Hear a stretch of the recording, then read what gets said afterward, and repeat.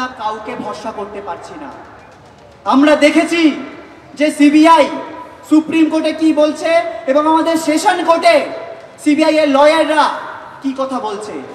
চরম দায়িত্ব জ্ঞানহীনতা।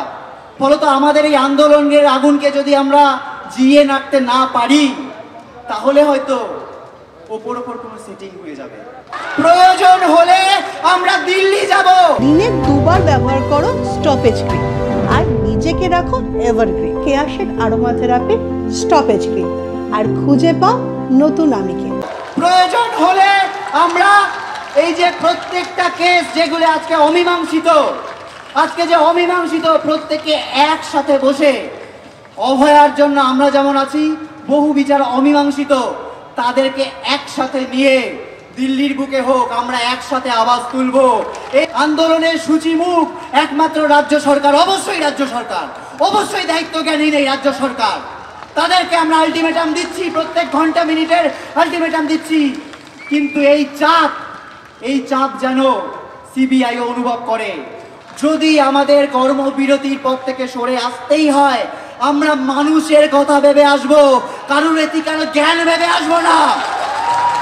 মহা মিছিলের পর মহা সমাবেশ করছেন জুনিয়র ডাক্তাররা। সরাসরি কথা বলবো, আমাদের প্রতিনিধি সন্দীপ সরকার রয়েছে। সন্দীপ, ডাক্তাররা অভিযোগ করেছিলেন, জুনিয়র ডাক্তারদের অভিযোগ ছিল যে তাদের একাধিক দাবি সরকার পূরণ করেছে, আরও অনেক দাবি রয়েছে যেগুলো পূরণ হওয়া অবশ্যই প্রয়োজন। এখন সেই দাবিগুলো পূরণের প্রশ্নে সরকারের সদিচ্ছা আদৌ আছে কিনা তারা প্রশ্ন তুলেছেন। এই জায়গায় দাঁড়িয়ে আগামী দিনে তারা আন্দোলনের রূপরেখা কী হবে, কীভাবে তারা এগিয়ে নিয়ে যাবেন, কি বলছেন তারা?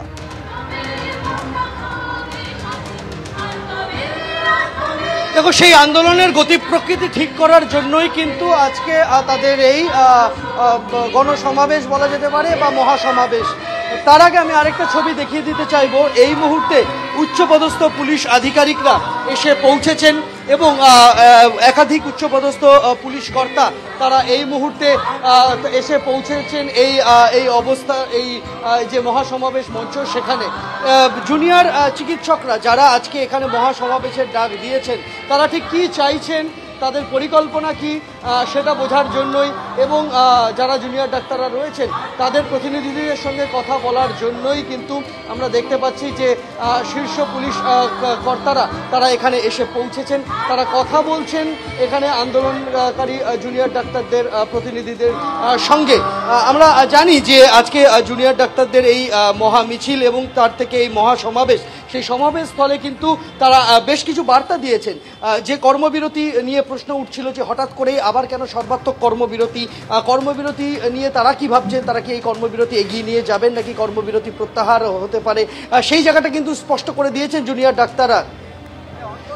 সেই বিষয়টা কিন্তু তারা স্পষ্ট করে দিয়েছেন যে কোনোভাবেই কারোর অনুরোধে তারা এই কর্মবিরতি তুলবেন না।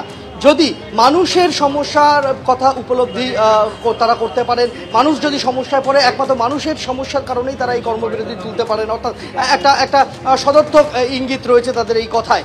তার পাশাপাশি সিবিআই এর ওপর চাপ বজায় রাখার জন্য প্রয়োজনে তারা দিল্লি যাবেন এবং সিবিআই এর পেন্ডিং বিভিন্ন মামলা, সেই সমস্ত ইস্যুকে সামনে রেখে দিল্লিতেও প্রয়োজনে আন্দোলনে তারা ঝাঁপাবেন, এই বক্তব্য কিন্তু তারা দিচ্ছেন।